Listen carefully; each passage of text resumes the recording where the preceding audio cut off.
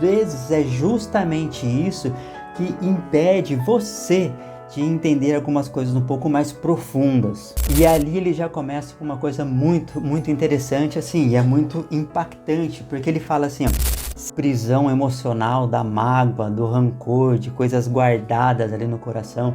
Isso é uma das coisas que mais destroem a sua vida.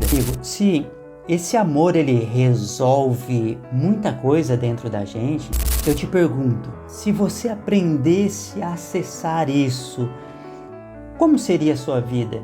E aí, dito isso, talvez uma das leituras mais profundas que a gente pode ter sobre tudo isso seria que esses dias eu estava lendo a Bíblia em 1 Coríntios 13, né, onde Paulo cita um hino sobre amor ali. Inclusive, é uma base de uma música do Renato Russo, né, que chama Monte Castelo, se eu não estou enganado.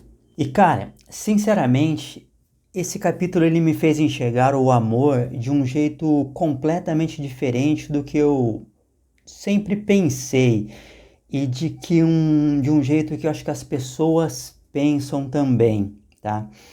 E eu percebi uma coisa, e se a gente realmente entender isso, muda muita coisa na nossa vida. E olha, é claro que eu falo aqui como um cristão, tá? Então, independente do que você acredita, independente da sua religião, com certeza temos algo em comum, um ponto em comum aqui muito interessante. Mas aí eu queria te pedir uma coisa.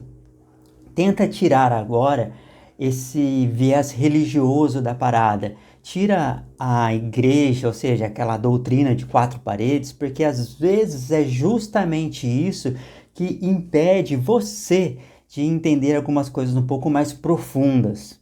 A ideia aqui é a gente refletir junto esse texto aqui e tirar uns bons ensinamentos aí, algumas reflexões aí bem interessantes. Inclusive, prazer se você caiu aqui agora, muito provavelmente que sim, porque é tudo muito novo aqui.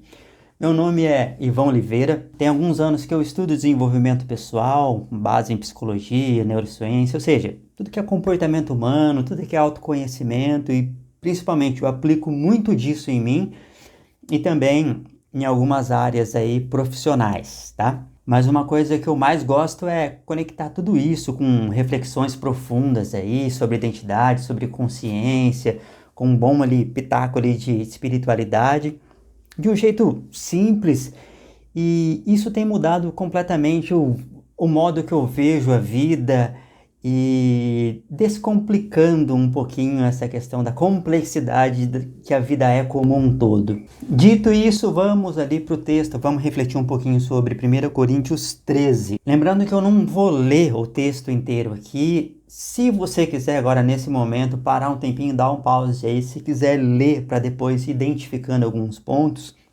ok?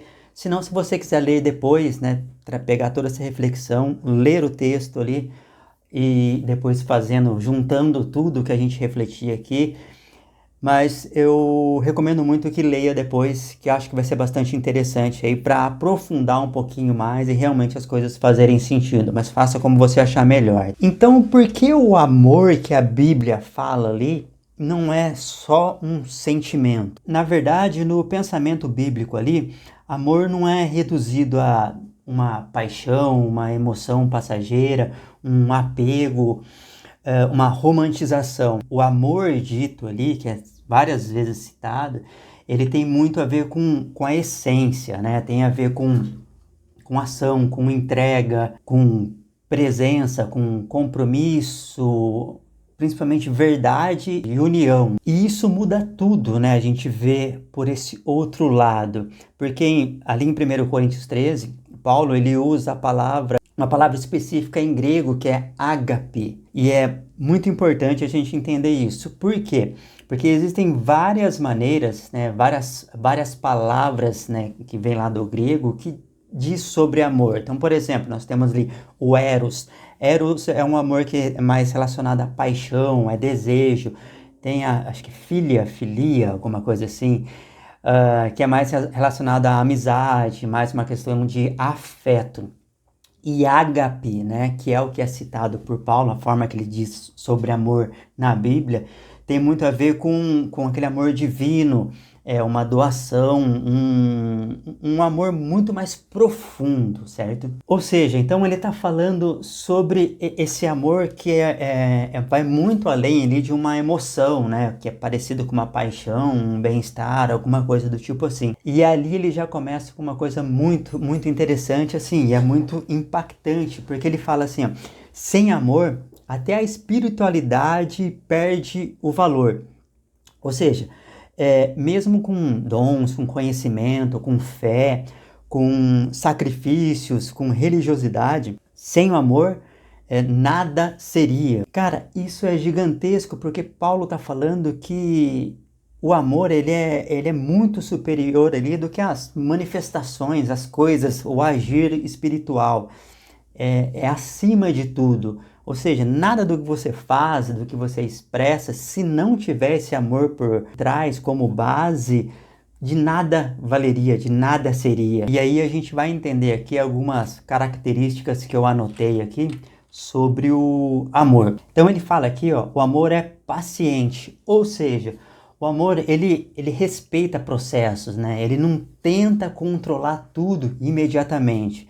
Isso é um dos grandes problemas hoje da humanidade, né? Da sociedade. Outro ponto que ele fala, o amor é bondoso, ou seja, o amor gera cuidado, ele não é só sentir, ele é principalmente agir.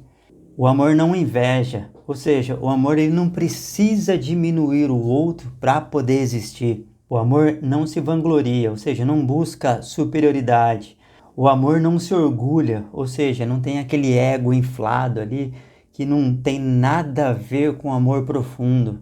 O amor não maltrata, ou seja, o amor ele não precisa da violência para poder dominar algo, para poder conquistar algo. E aqui vem uma das partes mais profundas para mim, que ele diz que o amor não procura seus próprios interesses. E quando ele fala que o amor não procura seus próprios interesses, aqui Paulo toca numa parada muito séria, que ele está dizendo que o amor transcende aquele ego autocentrado, né? Aquele egocentrismo da pessoa.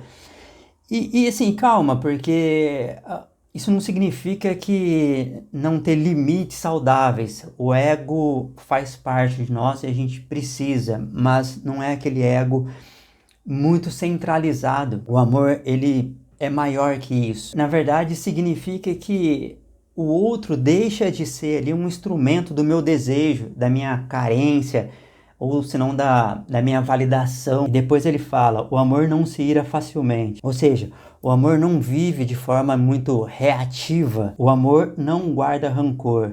Ou seja, o amor ele não se alimenta daquela prisão emocional, da mágoa, do rancor, de coisas guardadas ali no coração.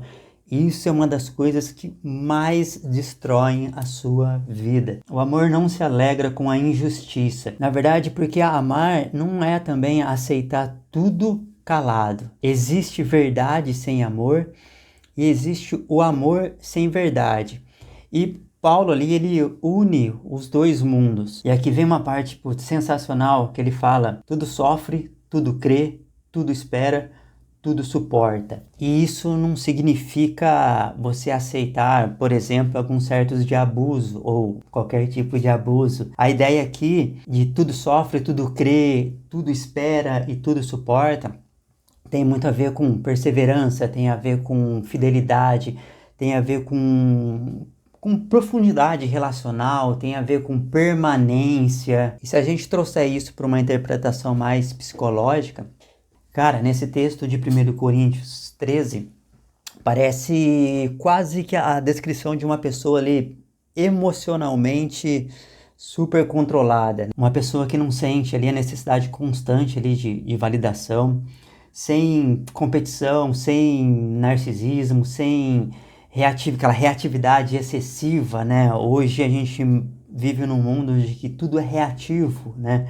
Por esse mundo ser mais corrido, mais reativo às coisas, mais não tolerar, não esperar que algo aconteça ou pensar um pouco antes de agir, é quase uma descrição de uma pessoa de consciência muito, muito amadurecida. E aqui entra um ponto muito importante, porque no final das contas ele fala que amor não é aquela dependência emocional. Você não depende das suas emoções para que você haja ou faça alguma coisa. E outra, muitas vezes a gente confunde o amor com apego, com controle, com carência, com posse, com necessidade. Mas esse amor está muito mais ligado à liberdade, à presença, à entrega consciente, à verdade principalmente e compaixão, ou seja,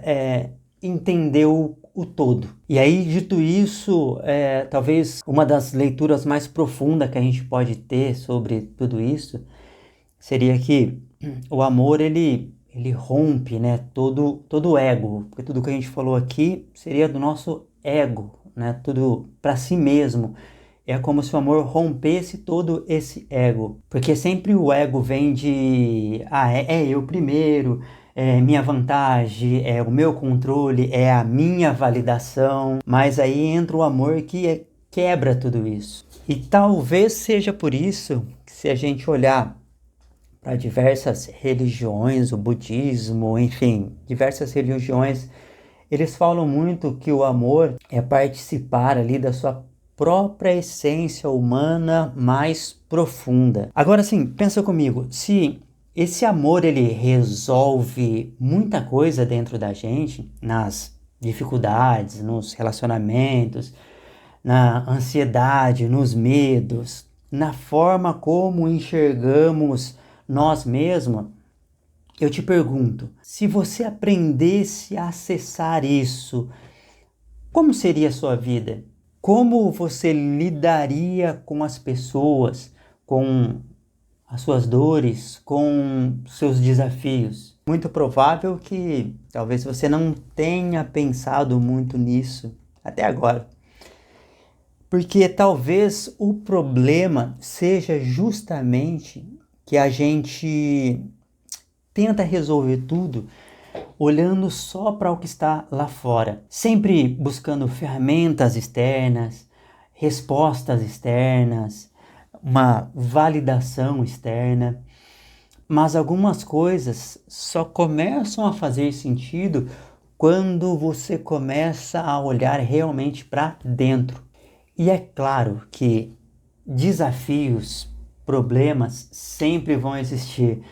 Afinal, Jesus falou, né, que no mundo tereis aflições, mas tende bom ânimo. Bom, e aí a gente vai num ponto central e muito importante aqui nesse vídeo. Presta atenção daqui para frente, porque a gente vai começar a tirar boas reflexões de tudo isso. Vamos entender uma coisa. Se esse amor transforma tudo, aonde ele está? Como eu consigo acessá-lo? E olha só, se a gente olhar na Bíblia, em 1 João 4,16, ali fala que Deus é amor. E aí você coloque Deus da forma que você entender melhor. Eu estou partindo de uma premissa que nós não somos únicos aqui, nós temos talvez um Criador, algo maior, superior que nós. Que aí você chama esse Deus do Deus que você acreditar ser. Eu vou pegar como base a Bíblia. Então, em 1 João 4,16, ele fala que Deus é amor. E aí a gente vai aprofundar muito mais. E aí vai começar a ficar impactante agora. Porque na Bíblia fala várias vezes que Deus habitar em nós. Ou seja, se Deus é amor, Deus habita em nós. Isso a gente pode ver em Lucas 17:21, em 1 Coríntios 3:16, em Gálatas 2:20. Você consegue entender a profundidade disso? A gente acabou de falar de tudo que esse amor resolve na nossa vida. E depois vem a Bíblia novamente e diz que esse amor habita em nós. Dependendo do seu nível de consciência, eu sei e até entendo que talvez tudo isso pareça um pouco abstrato. Talvez até confuso. E eu juro que eu entendo isso. Porque por muito tempo tudo isso também parecia uma hipérbole para mim. Ainda mais estudando desenvolvimento pessoal, comportamento, a mente humana.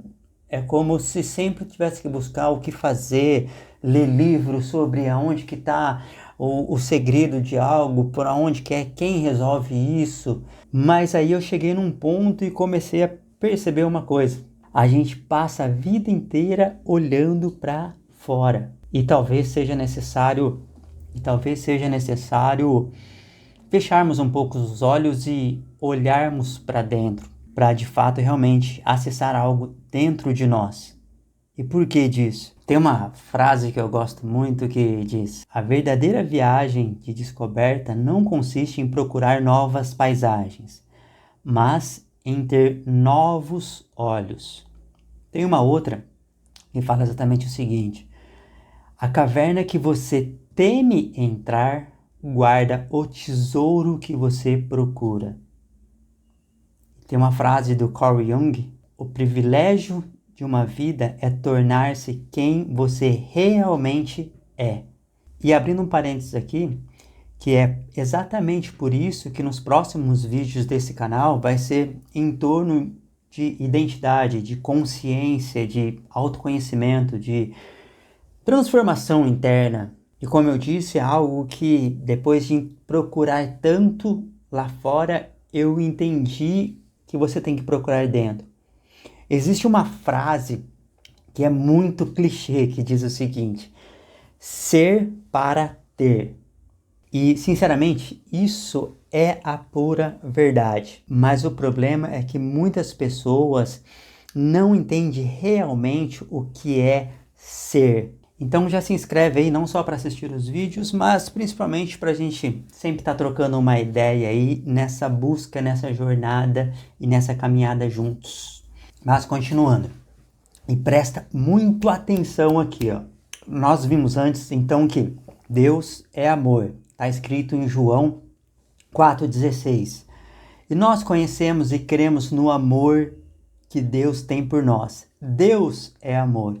E quem está em amor está em Deus, e Deus está nele. Aí em João 3,16 diz o seguinte: porque Deus amou o mundo de tal maneira que deu o seu Filho unigênito, para que quem crê nele não pereça, mas tenha vida eterna. Cara, e olha a profundidade disso. Deus, que é amor, ele abriu mão do seu próprio filho por alguns momentos, mas ele não abriu mão de perder você para a eternidade. Você tem noção disso? Efésios 2,18, Paulo fala que por meio de Jesus Cristo, tanto judeus quanto gentios têm livre acesso a Deus, o Pai, guiado por um só Espírito. Em Efésios 3,17, para que Cristo habite no coração de vocês mediante a fé. Ou seja, Cristo habita em nós. E Jesus também fala em Mateus 21:22, tudo o que pedires em oração, se crerem, vocês receberão.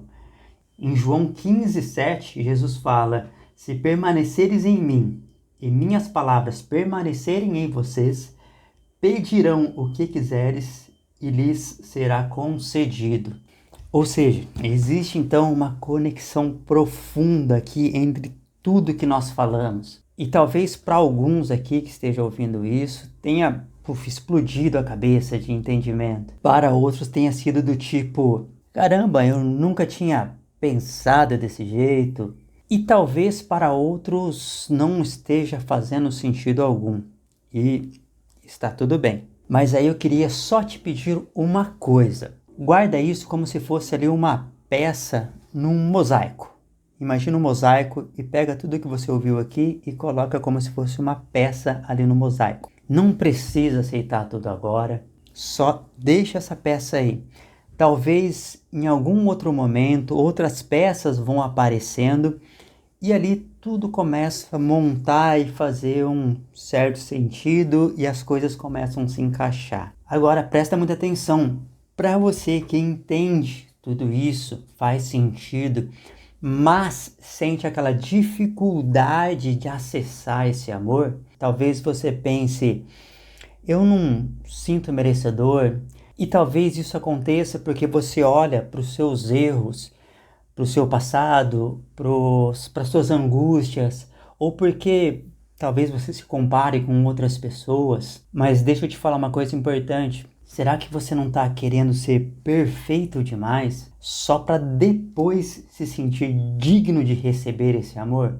Deixa eu te falar uma coisa. Você nunca vai ser perfeito. E esse amor nunca esperou essa perfeição. Agora eu preciso ser bem sincero contigo. Se você continuar acreditando que você precisa merecer esse amor apenas em cima do seu esforço de você ser perfeito, de você não errar, talvez você esteja diminuindo ou desacreditando naquilo que Deus já fez na cruz. Ele já fez isso, ele já pagou todos os seus erros e assim ele já te deu o acesso livre a ele. Bom, para todos eu quero terminar com essa frase que eu gosto muito, que fala assim: você não é uma gota no oceano, você é o oceano inteiro em uma gota.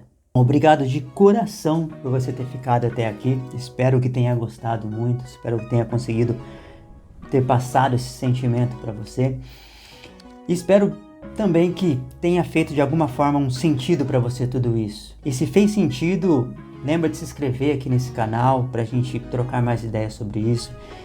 E também manda para alguém que você sente que talvez seja importante essa mensagem aí. Vamos falar bastante aqui sobre desenvolvimento pessoal, sobre autoconhecimento, conforme eu falei anteriormente. Então, tamo junto nessa e até o próximo vídeo. Valeu, que Deus te abençoe.